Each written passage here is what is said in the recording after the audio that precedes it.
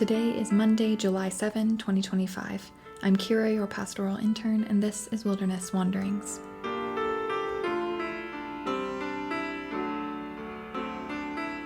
Our text for today is from Philippians 2, verses 19 to 24. I hope in the Lord Jesus to send Timothy to you soon, that I also may be cheered when I receive news about you. I have no one else like him who will show genuine concern for your welfare. For everyone looks out for their own interests, not those of Jesus Christ. But you know that Timothy has proved himself, because as a son with his father, he has served with me in the work of the gospel.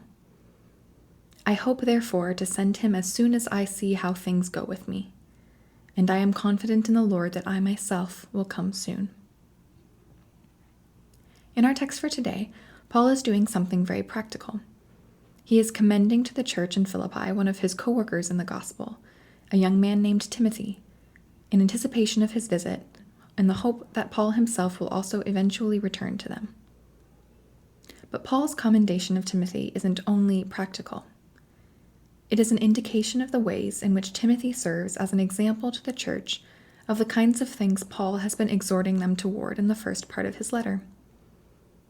Paul had encouraged the believers to look not only to their own interests, but also to the interests of others.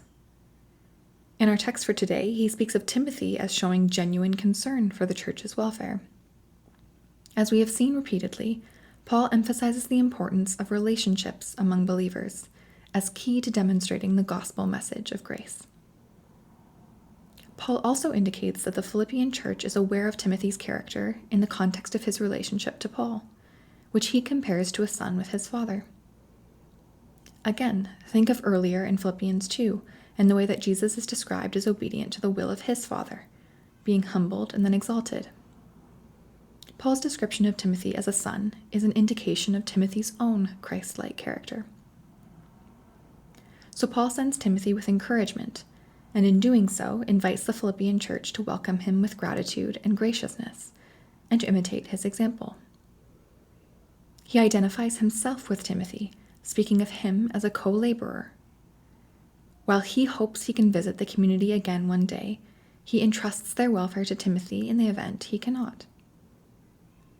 This kind of sending and receiving is part of the way that churches continue to do kingdom work today.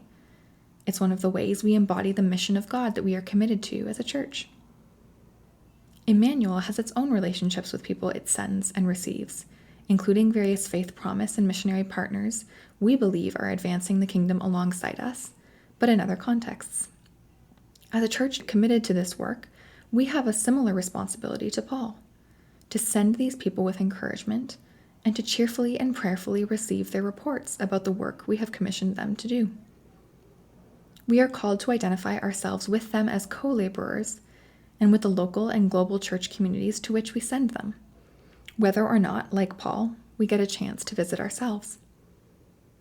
We are one body, all of us together, and to tangibly live that out is part of the commitment a sending and supporting church makes. So when is the last time you prayed for or intentionally encouraged those this church has committed to sending and receiving, or the communities to which you have sent them? Perhaps consider doing so today.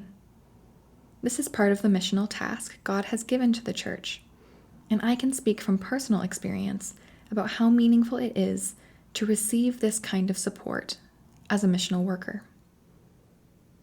And, as Paul himself anticipates, you may find yourself cheered by this effort too. So as you journey on, go with the blessing of God. May the peace of the Lord Christ go with you wherever he may send you. May he guide you through the wilderness, protect you through the storm. May he bring you home rejoicing at the wonders he has shown you.